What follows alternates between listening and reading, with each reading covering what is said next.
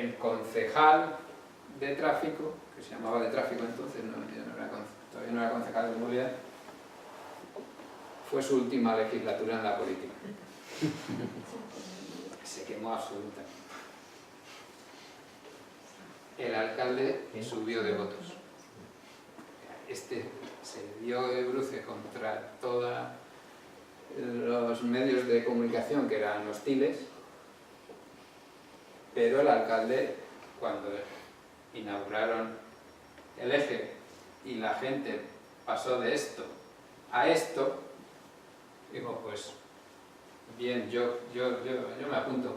De hecho, este es uno de los ejes, este es el... sí. Y los de comerciantes que se habían opuesto drásticamente a la semi-peatonalización, pues los de la calle de al lado dijeron, yo también quiero. ¿Esto era el gobernador del alcalde? Sí. El segundo hito era convertir el bulevar, que era la charnela entre el casco viejo y el ensanche, en un espacio que sirviera para transporte público y también recuperación de espacio peatonal. Y esto es un poco de cómo estaba antes a cómo se quedó en la parte donde no están los autobuses están al otro lado. Y bueno, saltándome varias batallas, llegamos a la número 3, ¿no? Durante los años 90 se habían ido configurando redes ciclistas en esta parte, aprovechando las mejoras peatonales y aquí en la conexión con la universidad, pero había un elemento clave que era unirlas a través de la concha, ¿no? Bueno, pues esta conexión, para los que no tengan paciencia, duró 10 años la batalla. 10 años. Esto es como era, 4 carriles y se le quitó uno. Yo me acuerdo, el momento decisivo fue en una reunión, porque claro, ya llevaban 8 años diciendo sí, lo vamos a hacer cuando se haga una variante por allí, esta nueva vía, no, ahora sí, pero no hay dinero, vamos a la legislatura siguiente. Y cuando ya llevan 8 años y en manifestaciones de los ciclistas, etcétera, pues hubo una reunión y nos convocaron a los que estábamos a favor de quitar el carril, incluso los que decíamos que se podían quitar 2, y los que decían que no, que se iba a montar el caos, ¿no? Entonces, bueno, tuvimos la gran fortuna de que la reunión se convocó cuando llevaban varias semanas la ciudad con 2 carriles aquí solo, porque había unas obras y funcionaba perfectamente esta vía con 2 carriles, la otra estaba todo levantado por una canalización. Entonces, cuando después de mucho debate soltamos ese argumento, digo, bueno, pero al final, ¿usted cree que no va a funcionar esto? Pero sí está funcionando. Y ya se convencieron y hicieron la vía, ¿no? Bueno, pues esos 3 hitos, por no contar ya más batallas, me había dicho que hay cuarto acá. Llevan por detrás mucho papel, o sea, bastante papel, ¿no? Hay papel, pero claro, los planes de movilidad en España que se han hecho en el 56% de las ciudades españolas de más de 10.000 habitantes se han hecho planes de movilidad. Lo que están ahora investigando los de una asociación, Optemus, es cuántos se han llevado a la práctica o en una parte sustancial. Entonces nos daremos cuenta que es a lo mejor un 5%, ¿no? Entonces no es tanto que haya un papel que diga plan de movilidad, sino que sea un papel interiorizado en la política y en la técnica. O sea, aquí hay un triángulo, si no es lo que llamo yo el taburete de la movilidad sostenible, es un taburete de 3 patas, ciudadanos, técnicos y políticos. Si alguno de los dos no se lo cree, se cae la cosa. Y tengo ejemplos de cualquiera de esas patas que se cae entonces, ¿no? Bueno, en este caso, lo que quiero indicar con que hay papeles es que se lleva trabajando, haciendo una reflexión importante y afortunadamente esa trayectoria pues, se traduce en resultados, ¿no? La regulación del aparcamiento en la calle, hay 8.000 plazas. Hay un aspecto, luego hablamos si quieren, de aspectos en sombra, porque esto claro, estoy vendiéndolo muy bonito, pero no lo es tanto, ¿no? Y una de las cosas más en sombra es el aparcamiento. El plan de potenciación de la bicicleta,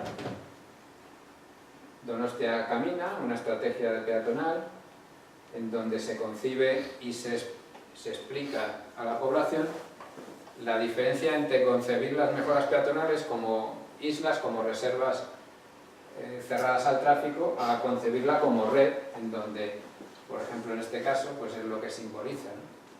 El peatón es el que tiene prioridad en el cruce con los coches.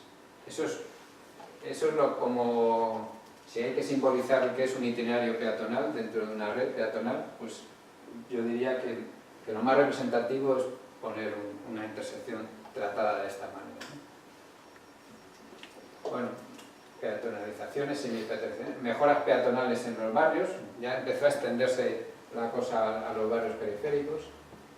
El proyecto de camino escolar empieza en el 2004. Luego, en el desarrollo de la estrategia peatonal nos dimos cuenta, y de la bicicleta, que se estaban enganchando sobre todo la ciudad llana, esa mitad de la población, pero que la ciudad en ladera tenía problemas. Entonces hicimos un plan de transporte vertical, de transporte público vertical, en donde, pues, bueno, este documento también lo podéis bajar de nuestra web.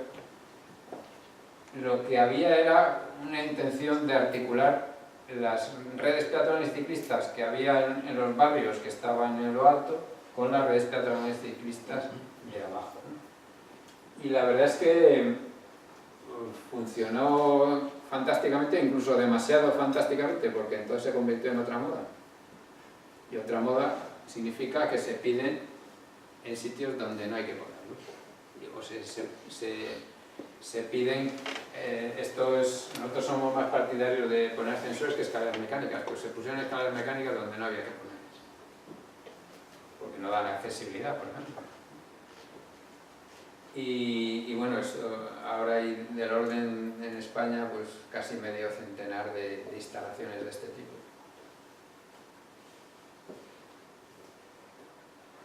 Esta es una de los primeros proyectos, como veis.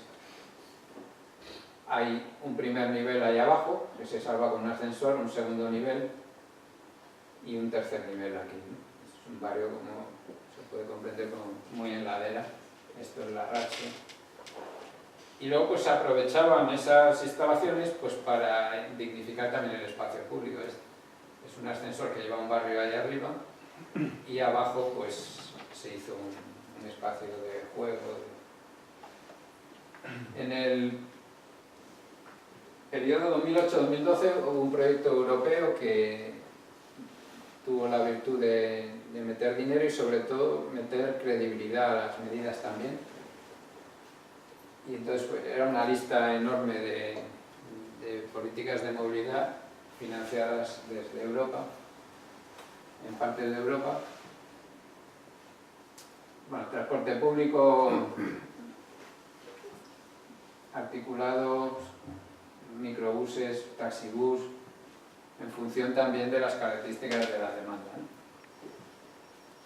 Todo tipo de mejoras del transporte público que explican este éxito que decía de los 28 millones de desplazamientos anuales que hay en la ciudad en autobús y que se traducen en 150 viajes por cada habitante, ¿no? Este es el récord de viajeros en el 2010 y este año yo creo que se ha recuperado. bueno, en 2010 nuevo plan general, en 2009 una operación que empieza, que es el metro de nuestra aldea, que tiene una de las intervenciones en San Sebastián de las que yo dudo de ella, ¿no? Que es esta. El ferrocarril hace así ahora, en la actualidad, si se va a Irún o hacia Bilbao, va a una estación de Fondo de Saco y lo que se quiere hacer es una pasante, de manera que hay una parada en La Concha, otra aquí en Bentaberri y ya vuelve a tomar. Entonces, yo tengo mis dudas de que esta operación sea rentable socialmente, ¿no? Pues lo podemos debatir. Que sería subterráneo todo. Sí, claro. Pero subterráneo, que fíjate que sale ahí debajo de la playa.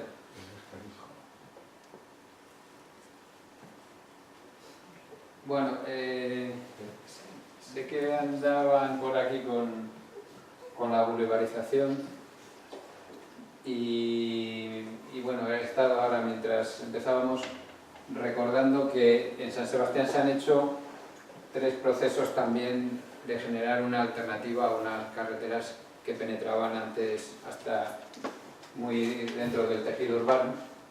Esta es la última, que se está, como veis, en julio todavía se estaba cerrando el proyecto.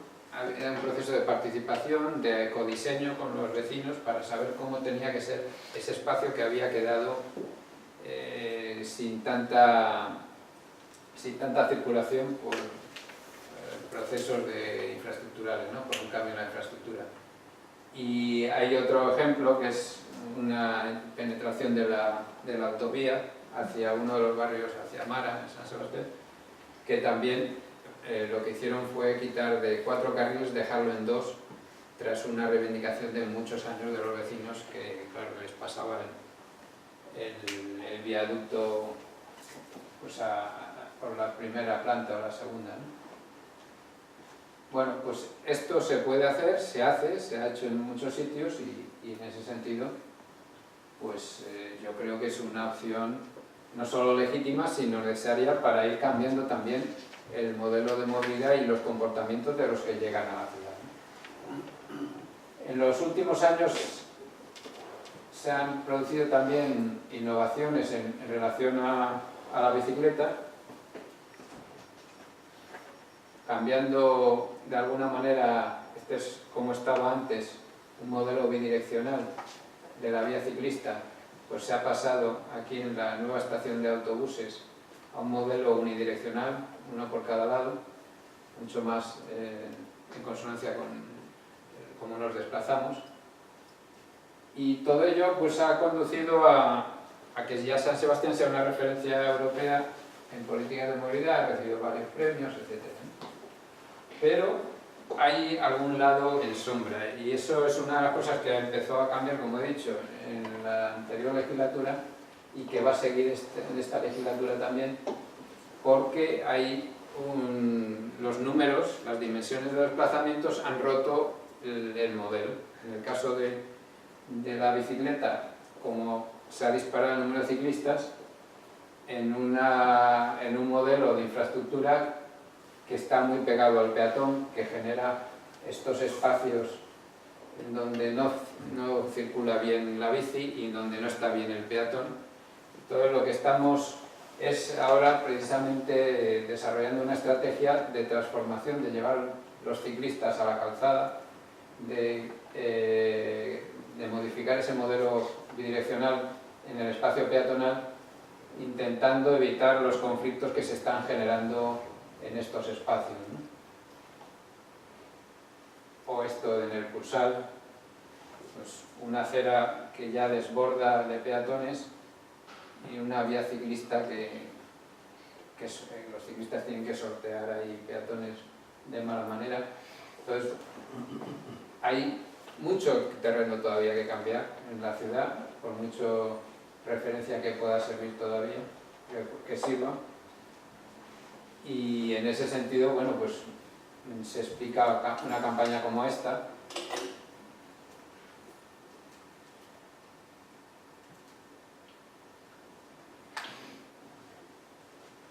Es decir, ha habido un momento en que se ha decidido que la circulación de ciclistas por la acera ya era absolutamente inaceptable. Y yo creo que lo que a lo mejor tenía que haber sido simultáneo, la campaña con las medidas de mejora de la circulación ciclista en calzada, pero bueno, ya venían de la anterior legislatura y se podía justificar que se había producido ya un cambio, ¿no? Finalmente, pues todo esto viene a ser resumido por este maestro de la filosofía que leo todos los días, que es que las barreras mentales esas sí que son difíciles de pasar, ¿no? Y que realmente esto de la movilidad está construido sobre todo sobre barreras ideológicas, barreras mentales, y esa es un poco la receta que a lo mejor desde ninguna disciplina se puede saber más que de la práctica, de la convivencia y del debate ciudadano. Pues esto es a partir de ahora pues ya lo que queráis.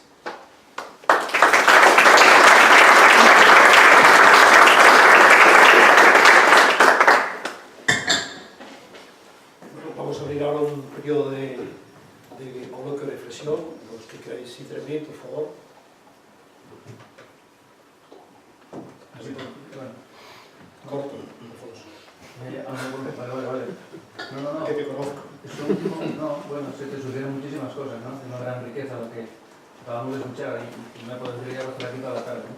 Pero simplemente por hablar de, sin barreras mentales, última vez me has quedado en Málaga 4 o 5 años, no te podías despistar si eras peatón, no podías estar tranquilo, porque los ciclistas son absolutamente dueños de la ciudad y no frenan. Esa es la situación real en Ámsterdam, sin exageración ninguna, ¿eh? Corres peligro. 2 o 3 veces al día estás a punto de que te atropelle. Claro, está muy bien esto de decir, oiga, cuidadín, vamos a ser autocríticos y vamos a moderar, ¿no? Luis Huerta. Yo quería saber un poco tu opinión desde el punto de vista de la participación y eso, en concreto yo estoy en lo de Imagina un Boulevard y un poco para hacer ese cambio en la mentalidad, según tu experiencia, ¿qué maneras hay para conseguirlo? Porque si es el punto de partida, ¿sabes? Sobre todo en procesos de participación donde estás consultando a la gente, pero por partes ya de esa barrera mental que dices tú, porque aunque la gente, aunque no tenga coche, le sigue dando prioridad al coche y no concibe dar prioridad al peatón. Entonces, esa barrera, ¿cómo crees tú que se puede ir superando?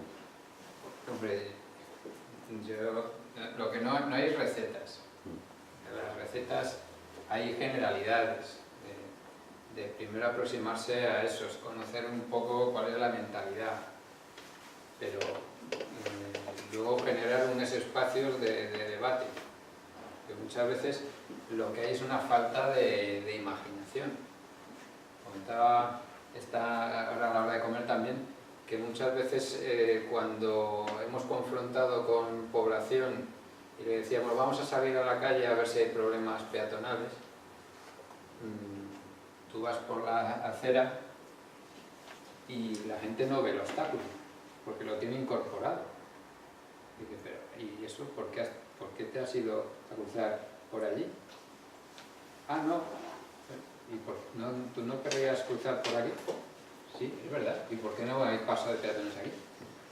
Es que está todo como construido ya el imaginario de cómo es la ciudad y parece que lleva esta ciudad 1000 años construida así, cuando ha sido en pocas décadas. Entonces, muchas veces hay que hacer ejercicios de comunicación, de diferencias. Ejemplos. Nos ha pasado recientemente en un proceso de participación en San Fermín, en un barrio, con una biblioteca. Pero en el inicio la gente quería una biblioteca, pues lo que conocía de la biblioteca, un sitio con unos libros y unas mesas. Y de repente hubo un arquitecto que se hizo un trabajo de mostrar modelos de bibliotecas que había en el mundo. Y de repente, anda, si eso también puede ser una biblioteca, anda, pum, en un árbol, Y eso, claro, a lo que consigues transmitir eso, ya tienes como una forma.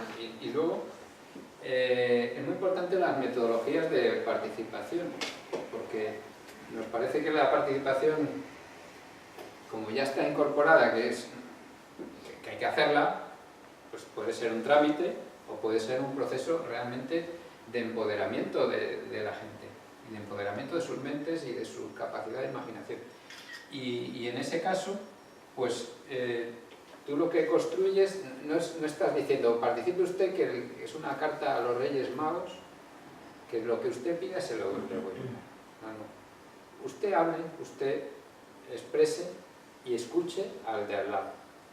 Y cuando veamos que hay 15 opiniones y encontremos un método de trabajo en común, podremos ver que esas 15 opiniones, el mínimo común múltiplo es esto. Todos decimos que al final, pues en esta travesía lo que tiene que haber es permeabilidad. Bueno, pues vamos a trabajar sobre la permeabilidad.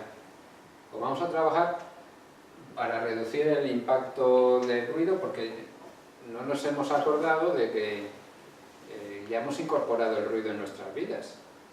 Pero de repente alguien dice, no, es que yo no puedo abrir las ventanas en verano, porque hay mucho ruido. Entonces, de repente, un problema que no estaba en la agenda surge, pues porque de alguna manera has propiciado que salgan esos elementos ocultos y naturalizados en tu manera de vivir.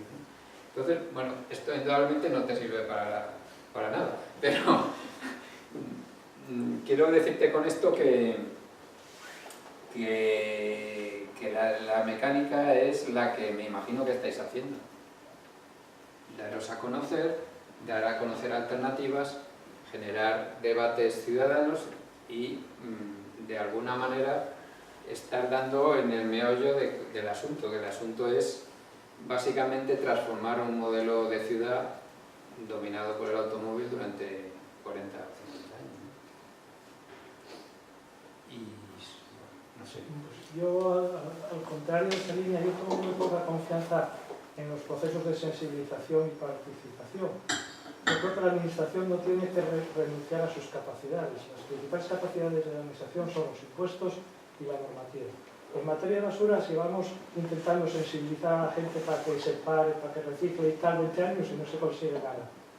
En un año se prohibió fumar en los bares, en 4 años se redujeron los muertos en la carretera poniendo multas y la Hacienda Pública, con una mejora informática potente, pues pidió a todos o a la mayor parte de los contribuyentes que defraudaran. Entonces yo creo que la administración pierde mucho tiempo a veces en esos procesos de sensibilización, esas medidas, o las hace por entretener a la gente cuando tiene unos instrumentos potentes y eficaces, como son los impuestos y la normativa, para hacer esas medidas en muy poco tiempo. Por ejemplo, el precio del apartamento, que no hablaste, yo creo que es la clave de todas estas historias. En la medida en que abrases a impuestos el apartamento, todas esas otras posibilidades se desarrollan mucho más. Bueno, yo tengo otra opinión. Y te voy a explicar un poco, intentar explicar. Creo que mañana o pasado se cuelga en la web también una publicación de unas jornadas que hubo en Madrid sobre la bicicleta de la ciudad. Y uno de esos artículos es de John Adams, que es un geógrafo inglés que llevamos a Madrid a presentar, que hablará de seguridad desde una perspectiva heterodoxa, ¿no? Entonces, el lema de su presentación es: mientras las mentes no cambien, las normas no se aplican. Tú tienes que poner las normas que estén bajo un cultivo. El cultivo de la ley del tabaco estaba ya hecho, y entonces por eso pudo funcionar. Tú te inventas la norma que de la perspectiva técnica sea fantástica y no has construido una conciencia social de que eso es bueno, y te puede venir un rebote tan fuerte que sea mucho peor la respuesta. Entonces, con los residuos pasa lo mismo. En Guipúzcoa el tema del puerta a puerta de la recogida selectiva ha sido en parte eso. No basta con una decisión municipal, ecologista y sensata, que parece que tiene sentido en la recogida sí. Hace falta que la gente lo incorpore, y si no, pues el resultado ha sido que muchos municipios han perdido las elecciones y se han ido abajo el sistema. Entonces, es cierto que el municipio no puede esperar también, como esto todo el mundo quiere coche, pues no hago nada. El municipio tiene muchas herramientas, pero no puede, digamos, romper unos procesos de transformación que son compartimentales, de comportamiento, son de hábitos, y no es que se te pongan... Entonces pasa lo que decías tú antes, que da igual al gobierno que haya, porque la ideología del gobierno, o sea, el gobierno no tira de la sociedad, sino que la va acompañando en la medida en que la sociedad... Eso es lo que te acabo de decir, que sí tiene herramientas para encaminar en una dirección, pero que no tiene todos los márgenes de libertad. A mí se me ocurre las ocurrencias que se ven en muchos ayuntamientos, pero se me ha ocurrido esto. Bueno, te ha ocurrido esto, pero tienes que explicarlo y tienes que deberte a una sociedad en la que estás inserto. Entonces, que tienes mucha capacidad de hacer cosas, lo están demostrando todos los ayuntamientos continuamente, en una dirección o en la contraria a la que yo me gustaría, pero que no hay con 4 normas. Pues también he oído yo muchas veces, esto, prohíbo aquí el aparcamiento, prohíbo el paso y pongo un multaco enorme y ya lo he arreglado. Yo personalmente no me lo creo, ¿no? Pero bueno.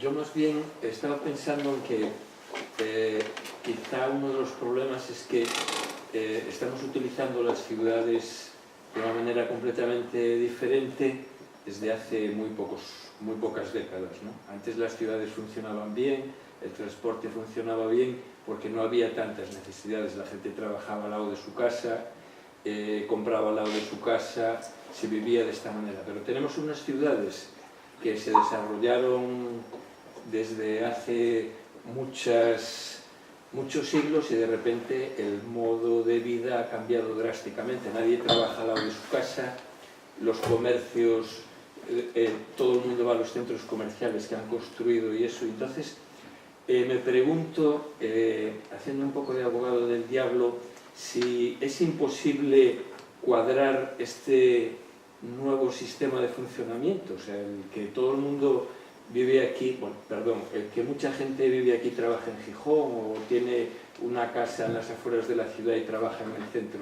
¿Es posible, y pregunto a los expertos porque yo no lo soy, ese reto tan grande de cambiar un modelo de ciudad pensado para un funcionamiento tan distinto al de ahora? ¿Es posible o es que hay que tirar las ciudades y hacer ciudades nuevas, pensadas con este otro funcionamiento tan diferente? Pues si alguien quiere contestar, yo sí no contesto, pero no es que sea posible, es que es imprescindible hacerlo. Sí, pero es que hay que hacerlo y lo harás mejor o peor, pero lo vas a tener que hacer porque hay que reducir las emisiones de CO2 de aquí al 2050 en un 80-90%, y eso no se consigue simplemente electrificando el coche. Y por eso he iniciado la conferencia explicando que hay un fondo, que es el modelo territorial, el modelo urbanístico, que es el que está alimentando buena parte de este disparate. Pero eso no quita para que lo sigamos alimentando, porque es que una buena parte de ese proceso sigue inérticamente, con inercia, en el planeamiento urbanístico generándose espacios monofuncionales.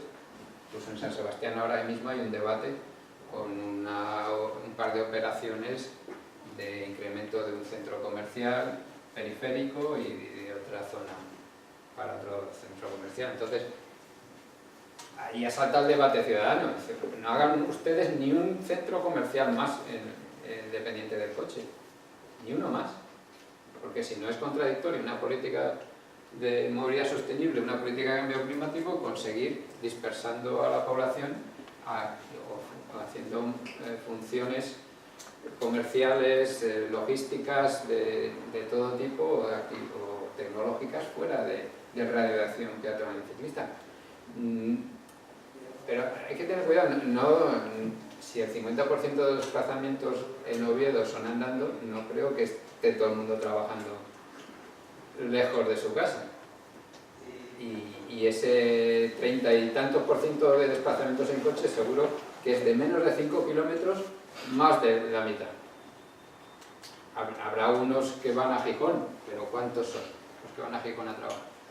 Y es que si seguimos con esa marcha, el anuncio aquel que decía trabaje usted en Madrid y viva en Barcelona o viceversa, que había una línea aérea que ponía sus anuncios hace unos años.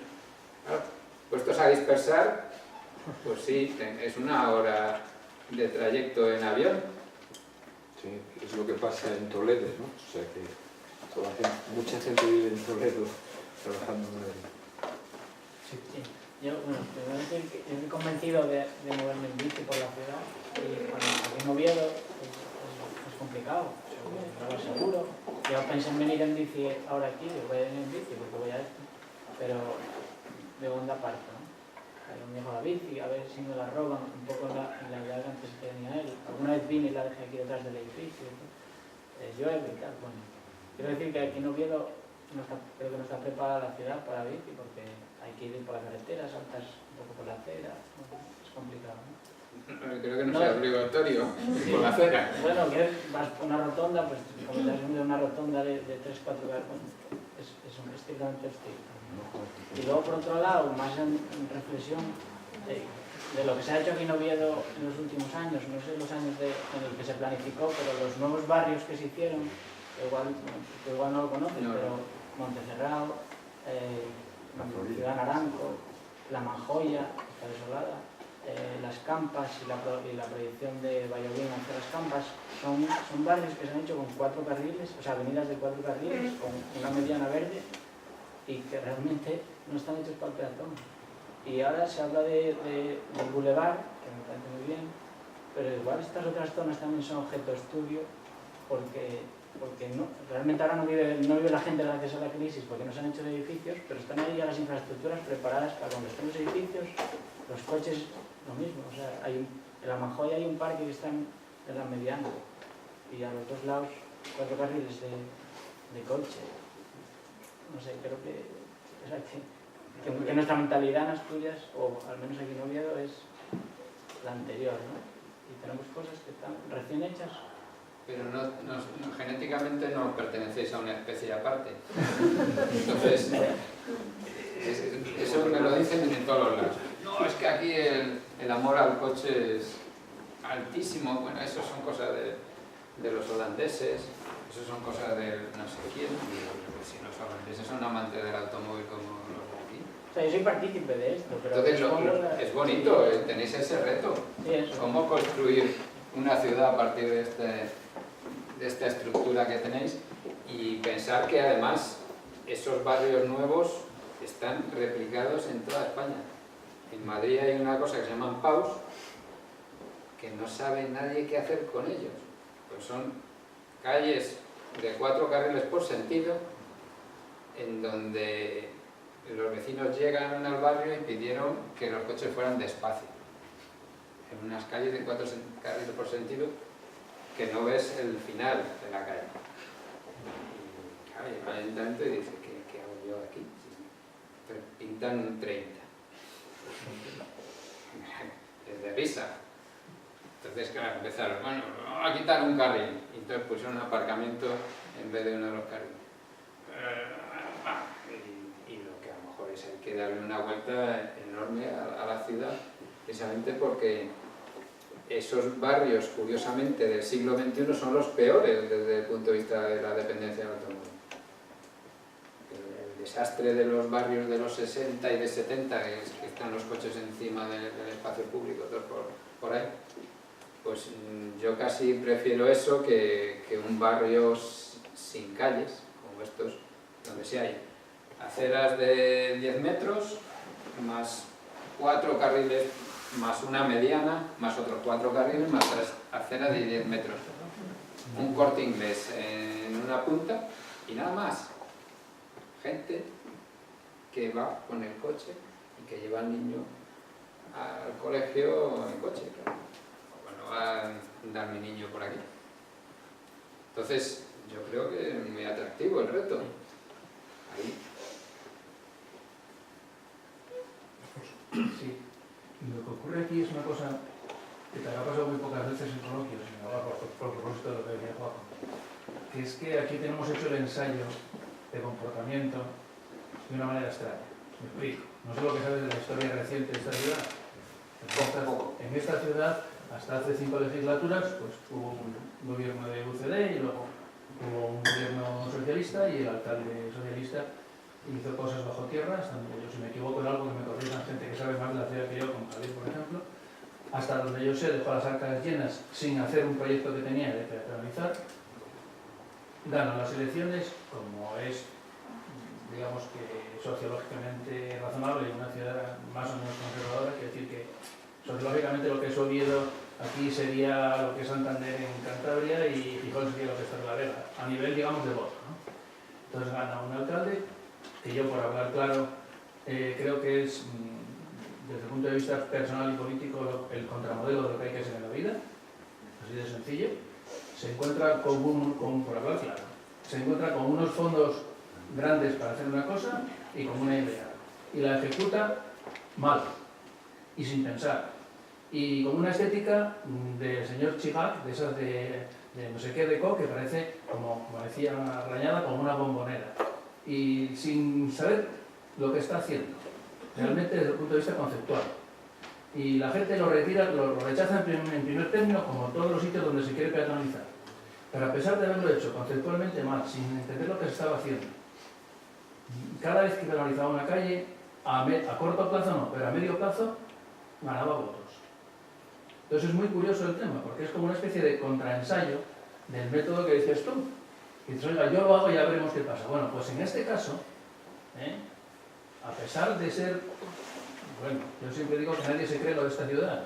Pues si tú haces voy a tratar de ser muy breve, si tú haces una obra de teatro en el que el candidato socialista es hijo de los 7 o 8 apellidos más abolengos de la ciudad, y el candidato popular es un señor que, bueno, en fin, prefiero no decir cómo es, y encima los modales que tiene, y resulta que es el candidato de los conservadores, dice, bueno, esta ciudad no entiendo nada. Bueno, pues esta ciudad, con ese modelo y con esa tesitura del alcalde, peatonalizó y acabó siendo de una gran aceptación en el asunto. O sea que hasta haciéndolo mal, si te impones por la vía de los hechos, puede insólitamente no haber resultado. Y es innegable que está mejor Oviedo peatonalizado que sin peatonalizar.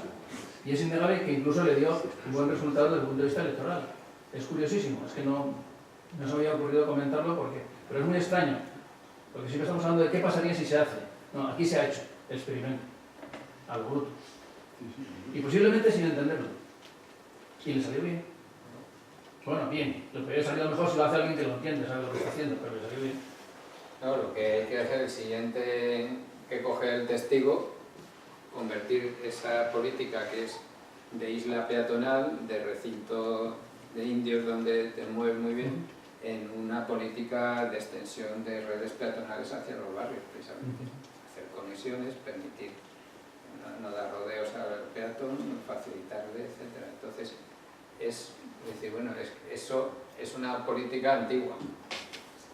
Y este señor a lo mejor visitó alguna ciudad europea y dijo, esto qué bonito, ¿verdad? De cualquier manera, lo que hay que tener también es un diagnóstico real de cómo se mueve la ciudad. Yo no me imagino a alguien de Ventanilles viniendo a hacer una gestión a Oviedo en coche, me imagino, porque tardará más en llegar, en aparcar, en hacer, gastará más dinero. Me está pasando a mí, que vengo 3 días a la semana a Oviedo, yo vivo en Gijón, y me estoy dando cuenta de que tardo 20 minutos en coche y otros 20 minutos en encontrar un aparcamiento que no sea de pago. Eso lo resuelvo con un autobús que me cuesta 2 euros el viaje y me deja a una distancia incluso menor de donde tengo que aparcar ahora el coche, que lo llevo a Otero. Entonces llega un momento en que tú mismo te estás dando cuenta de que te están haciendo las cosas al revés. Tardas más tiempo y te es más caro. Corriges. Pero no sé, habría que saber los de la Florida, cómo viene Oviedo, los de Pucarí, cómo viene qué relación hay entre los barrios y el centro de la ciudad, porque de rondas interiores adentro cruzas la ciudad de Oviedo en media hora, andando, con lo cual tienes la ciudad a tus pies, no necesitas... Son distancias caminables en su conjunto. Adelante, Marcos. Bueno, yo quiero decir una cosa. Cuando habláis de la mentalidad en la que se usa la ciudad y que no estamos preparados para eso, la herramienta que sirve para cambiar la mentalidad en la forma que usamos el espacio público se llama plan de movilidad. Es decir, que está ambientada de alguna manera, es decir, que hay unas herramientas que sirven para acompañar a la ciudadanía para intentar utilizar la ciudad de otra manera. Entonces, efectivamente, no tenemos que ser ningunos héroes. Es decir, lo que tenemos que hacer es aplicar eso. Probablemente es mucho más importante hacer un plan de movilidad que un plan general. ¿Por qué? Porque el plan de movilidad va a cambiar la mentalidad y el plan general después lo que tiene que hacer de alguna manera, como muy bien decía, hay 3 patas: los técnicos, los políticos y los ciudadanos. Los técnicos también tienen que cambiar la mentalidad, y la mentalidad con la que se hace el plan general tiene que ser la de que la ciudad tiene que ser de otra manera. Y después hay otra cosa, que es que los centros de la ciudad funcionan muy bien, son un potencial de actividad, porque se produce interacción entre la gente se relaciona. En realidad el coche lo que evita es que la gente se relacione, es decir, pone barreras a esa relación, porque el espacio público deja de ser un espacio de relación. En el momento en que la ciudad usa el espacio público, el espacio de relación, como espacio de relación, está potenciando sus valores, lo que hace que cree riqueza. Entonces, la ciudad no gana al espacio periférico, porque funciona muy bien. En el momento en que volvamos a hacer que el espacio de la ciudad sea espacio para los ciudadanos y se disfrute y sirva para la función que tiene que servir, simplemente vuelve a ser el espacio importante en el que estar. Entonces se vuelve a regular todo, igual que se reguló porque los coches hicieron vivir en la ciudad y la gente se fue a vivir a la periferia. En el momento en que tú la ciudad la haces atractiva y la haces un espacio que funciona mejor, y además en el que se produce la riqueza de alguna manera, la riqueza social y la riqueza económica, pues la gente de alguna manera se volverá a reflejar sobre la ciudad. Pero es un proceso, y es un proceso que ya está de alguna manera arreglado. Estoy de acuerdo, pero pensando igual, en el casco antiguo de Oviedo, hay una parte que se usa mucho, que es la catedral y lo que conecta con Uría, creo, y el museo y la zona del ayuntamiento, y hay otra, que es donde están los bares, las discotecas, que está un poco desolada, ¿no? Porque es un monocultivo, vuelve a responder a esa otra forma de actividad de entender la ciudad. Es decir, se convirtió en un monocultivo porque tenía actividades molestas que echaron a la población. O sea que tú lo que dices es que para cambiar la mentalidad primero hay que actuar, primero hay que transformar el espacio. La mentalidad es va en paralelo, es decir, tienes que cambiar el espacio, pero te tiene que acompañarte la gente en la forma de que se interconecte. Otra cosa es, como decía él también, el de plantear las cosas antes de transformarlas. Son procesos que se retroalimentan. Claro, se retroalimentan, pero de alguna manera tienes que empezar. Sí, no, y cada uno en su posición. Si yo soy un ciudadano que no tengo nada que ver con la política municipal más que como ciudadano, pues yo en mi barrio hago mis actividades y mis reivindicaciones, mis reclamaciones, y esa es tu política urbanística, la que haces tú en tu sitio. Luego el colegio de arquitectos tendrá la suya, el concejal tendrá la suya, los técnicos tendrán la suya, sus caminos, ¿no? Pero sí, si todos van para allá. A mí me parece que hay dos visiones distintas, una de cómo el técnico, como dices tú, que acompaña, que al final es un poco acompañar, significa dirigir aproximadamente. Y utilizar su experiencia para facilitar el proceso. Sí. Es decir lo que se tiene que hacer y convencer, más o menos. Y también aprendes. Si lo hace bien, claro. Cuando como arquitecto haces un proyecto... Tengo una palabra pedida. Laura, por favor. A ver, además de esas dos patas, actuar y concienciar, hay una tercera que es analizar dónde estamos. Alfonso empezó dando unos datos que a mí me parecen fundamentales. Aquí, en 2001, el 50% de los traslados eran peatonales. Que no se nos olvide, porque a veces parece que estamos hablando de Houston. Al principio decía, creo que eras tú, que todo el mundo compra en centros comerciales. En Asturias, yo creo que si hacemos esos mismos números, si se compra, ¿cuánto se compra en Parque Principado y en Parque Astur? ¿Y cuánto se compra en el centro de Oviedo, en el centro de Gijón y en el centro de Avilés? Y en los barrios, o sea, en la ciudad compacta, los números serían abrumadores. O sea, no es más el cambio casi cultural y de modelo que tenemos que hacer que el cambio real de hábitos. O sea, nuestras ciudades siguen siendo, de momento, bastante compactas y bueno, bastante fluidas. Hablabais también de que si uno vive en Oviedo y trabaja en Gijón, ese es el problema menos grave de todos. Esa gente, es lo que decía antes Javier, acaba sola yendo en transporte público. Es mucho más problemático el que vive en Soto de Llanera. En Soto de Llanera no hay nada. Es monocultivo puro y duro, como decía Damar. Y saliéndome un poco del tema, pero es que desde que lo dijiste me quedé alucinada. ¿Cómo habéis hecho para llegar a 150 viajes por persona en transporte público en una ciudad de 180.000 habitantes? O sea, ¿qué tiene ese transporte público? ¿Qué campaña habéis hecho? O sea, me parece alucinante. No me lo eches a mí, porque no es eso. Primero se preparó bien en las calles esa terminal en el bulevar, el sitio de referencia, y luego en las últimas cosas que, bueno, he puesto unas cuantas imágenes de cosas que se han hecho. También el modelo urbano ayuda, porque hay esos barrios periféricos no son tan compactos como para ir caminando en alguno de los sitios, ¿no? Entonces, toda esa gente ya suma. Pero en el proyecto Civitas, una de las medidas estrella era una especie de plataforma de funcionamiento de autobuses casi exclusiva. Entonces, eso es como una máquina, hay dos líneas de autobús que son cada 5 minutos, cada pum, pum, pum, pum. Entonces, genera una cultura de una facilidad enorme. De hecho, uno de los problemas que hay en San Sebastián es que si llueve mucho, y ahora se ha hecho una campaña para montar en bicicleta en invierno, porque cuando empieza a llover, la gente se va al bus, porque lo tiene facilísimo. Entonces los ciclistas bajaban mucho, y esta campaña pues parece que ha funcionado, y ponte tu capita, porque esto de que aquí llueve mucho, díselo por ahí, por el norte de Europa, ¿no? ¿Se puede meter bici en los autobuses? Hay unas líneas que en la última parada en la zona llana puedes subirla hacia arriba. Puedes hacer en líneas que van a las partes altas. ¿Más intervenciones? Yo insisto, cuando tú tienes una enfermedad, no preguntas a los ratones, oye, ¿cómo podemos curar esa enfermedad? Sino que tú actúas con medidas y mides luego los resultados. Y es la forma de, en un plazo razonable, resolver los problemas. Porque yo, todos los procesos estos que conozco, sensibilización, participación, pasan décadas y nunca se van a ninguna parte. Y tenemos, por ejemplo, las comunidades de vecinos, que es el órgano más participativo que puede haber, y al que nadie quiere ir, porque la verdad es que la gente no queremos participar, ni nos hace efecto la sensibilización en muchos casos. Entonces, yo creo que el deber de los gobiernos y de las administraciones, si no mira a nadie, es actuar y medir, actuar y medir.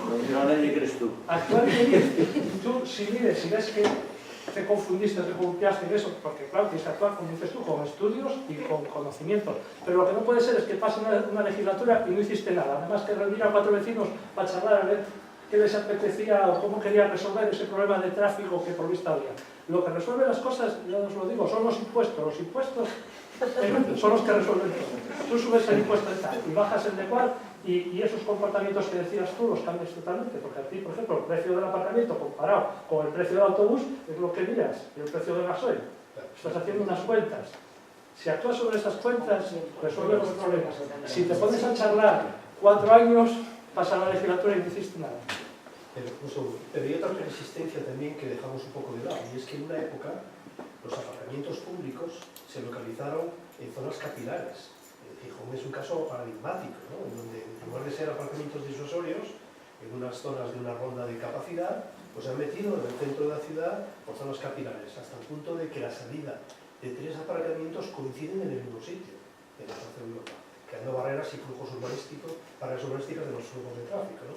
Entonces, habría que empezar por cerrar los aparcamientos en las zonas capilares y hacer aparcamientos disuasorios, eso respecto de lo que es solo exclusivamente el tráfico. En uno de los temas que estamos estudiando ahora en Oviedo, que es el entorno del Campo San Francisco, pues hablamos de que es una rotonda porque hay que dar la vuelta alrededor de él. Pero hay que dar la vuelta porque si entras de Gijón por la zona del Campo Amor, para entrar en el aparcamiento de la Escandalera no te queda más remedio que subir por una calle, cruzar por Santa Susana y bajar por Marqués de Santa Cruz para entrar en el aparcamiento. Entonces, esos son elementos también que habrá que modificar y que corregir, creo yo, porque si no, son sumideros que generan tráfico de entrada y tráfico de salida, ¿no? Luis, cuando quieras. Bueno, nada, como respuesta a eso, bueno, una ciudad no es el cuerpo humano, y un urbanista no es un médico. Es un organismo. Claro, un organismo que te habla también, ¿no? El médico por lo menos te pregunta a ti qué es lo que te pasa, y pregunta a tu cuerpo qué es lo que pasa, lo mira ahí. Entonces, bueno, un urbanista por lo menos tendrá que hablar con esos organismos, ¿no? Que son los ciudadanos. Aparte de que, bueno, también eso, como decías, es una creación colectiva, al final no es manejable ni siquiera por un grupo de personas expertas, ni abarcable. Y luego, bueno, pues, las visiones distintas de distintos colectivos ciudadanos pues tienen que estar en la construcción de la ciudad, no sé, me parece, bueno, la comparación ya lo vi más veces y no... Bueno, tú dime, a ese ritmo que llevamos con eso del Boulevard, habiendo en Oviedo, por ejemplo, 300 situaciones parecidas, si cada una se tarda en resolver 20 años, pues... No, en este caso, es la primera vez que se hace y claro, tienes que ir... Es verdad que a lo mejor la gente no quiere participar. ¿Por qué? Porque está en una dinámica de la vida que lleva, bueno, a lo mejor no tiene tiempo, no tiene interés, no tiene conocimientos, no cree que lo que vaya a decidir sirva para algo, no confía en los políticos, no considera que vive en una democracia. Sí, pero esas cosas hay que ir cambiándolas, ¿no? Y este es un primer paso, luego los procesos de este tipo no creo que se encuentren con el mismo, o sea, las mismas dificultades si echan a rodar. Eso cogerá una dinámica. Os recuerdo que la batalla de la Concha, de la vía ciclista de la Concha, fueron 10 años. Gente que estuvo 10 años para conseguir un tramo de vía ciclista fundamental, a partir de la cual se normalizó el uso de la bicicleta. Y este proceso que he contado yo, pues son ya vacas para más de 25 años. O sea que no... Si no creemos que podemos aguantar más de un año, no os metáis en batalla que duran 10. Pero es ¿En cuántos importante... años redujeron los muertos en carretera? ¿En cuántos años? No, pero ¿En se pasó 3 o lo 4 años? mismo. No, pero porque ya había una cultura... No. Esto está... Por el palo. No, te lo puedo mostrar con cifras. Estaba ya bajando la accidentalidad en los años anteriores. Y eso lo cuenta Pere Navarro, que yo he estado con él, y lo cuenta así. No es que de repente nos inventáramos la pola, es que ya estábamos aprovechando el caldo de cultivo. No, pero antes la gente veía un 50 y pasaba, ahora ves un 50 pero la norma llega fresca. cuando está a punto de caramelar la cosa. Por favor. Sí, en esta intervención, Joaquín, yo creo que, como todas las cuestiones, es un problema de dosis, ¿no? Claro, si tienes la información pública abierta durante 4 años, pues eso es una barbaridad, pero cualquier trámite administrativo, en democracia sobre todo, pues tiene un trámite de información pública, ¿no? Entonces, que se haya abierto un trámite de información pública, aunque no sea en específico administrativo para esto, a mí me parece razonable. Que la gente no quiere intervenir, bueno, pues luego que no se queje, pero lo que una vez que se abre ese trámite hay que cerrarlo, no puede estar permanentemente abierto y después decidir. Yo creo que no se consigue. De hecho, nunca ha habido tanto régimen sancionador como ahora para el tráfico, y está aumentando el número de muertos en las carreteras. Si fuese así, pues no estaría aumentando. O sea que yo creo que las normas son muy importantes. Creo que tan importante como eso es la filosofía, que debe animar a hacer cambios y tener clara la filosofía y que no sea una cuestión de moda. Y luego la experimentación que tú decías, pues yo creo que es muy importante. No sé cuántas veces le pedimos al ayuntamiento de Oviedo, en épocas pasadas, que cerrase una vez al mes el centro de la ciudad, ¿no? Y así que se pudiese desde pasear por las calles, que estuviese en bicicleta, poniendo el grito en el cielo. Sin embargo, se cierra el centro de la ciudad para que Fernando Alonso haga unos trompos ahí y no pasa nada. A los 4 días la vuelta ciclista, el criterio se cierra y no pasa nada. Después por el Día de América se cierra, pero como se diga que se cierra para que la gente pasee tranquilamente por el centro de la ciudad, se pone el grito en el cielo. No sé por qué hacer. Mañana se cierra precisamente el entorno del Parque de San Francisco. Sí, pero por la semana de la movilidad, porque en fin, hay que darles un poco de la... Es un experimento, ¿no? Pero tendría que haber más. Ayer nos pasó, perdona, una anécdota llegando a Avilés a una presentación. De repente al entrar a Avilés había un atasco bastante importante. Y era porque se había cerrado una de las vías principales, que es la calle del Muelle, pero lo había cerrado la lluvia que lo había inundado. Y entonces lo que hace es que el tráfico pues, bueno, se lo distribuye de otra manera, había una sorpresa inmediata. Pero si esa calle, eso es una prueba de que se pueden cerrar calles. Pero la conciencia ciudadana, no es eso, la conciencia ciudadana es que si se cierra por Fernando Alonso, fenomenal, somos genial. Que hay una vuelta ciclista, que bien, salimos, pero si se cierra por un motivo ciudadano, entonces la gente protesta. Pero ¿cómo se va a cerrar por esta tontería? Adelante. Sí, sí. Es que no se sí, sí. Yo es que quería también pensar un poco en voz alta y como una persona inexperta, ¿no? Pero yo creo que ya no sé si se podría considerar la movilidad como un bien de consumo. Lo digo porque cuando yo era pequeño, mis padres, o en época de mis padres, ir a Madrid era impensable. Ir a Gijón cuando yo era joven era o se iba cada poco. Ahora tenemos unas demandas de movilidad impresionantes. Ir a Madrid es algo normal. Ir a Nueva York es cada vez más frecuente. Y entonces, en esa idea estaba mi reflexión. Lo planteo casi como un problema matemático, porque este incremento de demanda de movilidad puede chocar, puede tener alguna barrera en el medio físico, en las ciudades. Es una pregunta que hago a los urbanistas, porque el crecimiento ha sido exponencial, lo de la movilidad. Y no me refiero a que la gente vaya a trabajar a Gijón o a tal, sino que todos nos movemos en un radio más. Yo no sé si en estos estudios de movilidad hay un parámetro que se maneje de cantidad de movilidad, porque ¿cuántos kilómetros nos movemos ahora? ¿Cuántos kilómetros nos movíamos hace 10 años? ¿Cuántos kilómetros nos vamos a mover dentro de 50? Y en ese sentido estaba mi reflexión. ¿Hay algún límite físico que diga esto hay que cambiar el paradigma de las ciudades que estaban pensadas para una tasa de movilidad? ¿Eso podrán servir a pesar de todos los cambios que nos planteemos? No es una pregunta, es un pensamiento en voz alta de una persona que no es urbanista ni mucho menos. Como derecho, ¿no? Como derecho, claro, como instrumento de integración social. Claro. Es básico, ¿no? Se confunde el derecho a la movilidad con el derecho a la movilidad como me sale de las narices. Entonces, porque yo pongo el ejemplo, entonces yo tengo derecho a mover mental que por todos los lados. Y claro, dicen, no, en tanque no, pero en coche sí. No, pues no, tampoco en coche. Tienes derecho a moverte caminando como un ser humano, pero no tienes más derecho que ese. Y si quieres datos en las cuentas ecológicas del transporte, puedes encontrarlas. En la página web nuestra también está esa publicación. Y tenemos datos del 92 y datos de 2007 y 2012. Entonces, para saber cómo ha evolucionado la movilidad.